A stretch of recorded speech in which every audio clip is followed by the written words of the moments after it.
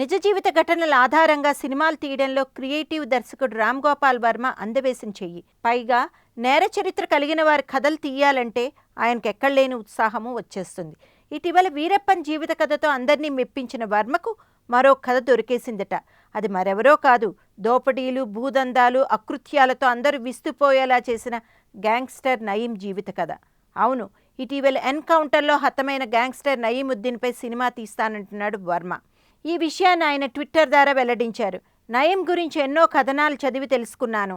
అతను చేసిన కుట్రలు చాలా భయంకరమైనవి. నక్సలైట్ నుంచి పోలీస్ ఇన్ఫార్మర్గా మారి తర్వాత అండర్ వరల్డ్ గ్యాంగ్స్టర్గా మారిన నయీం భయంకరమైన క్రిమినల్. నయీం గురించి చెప్పాలంటే మాటల్లో సరిపోదు, పెద్ద సినిమానే తీయాలి. త్వరలో నయీంపై సినిమా తీస్తాను. రక్త చరిత్ర సినిమాని 2 భాగాల్లోనే చూపించాను, కానీ నయీం చరిత్రను 3 భాగాల్లో తెరకెక్కిస్తాను అని వెల్లడించారు వర్మ.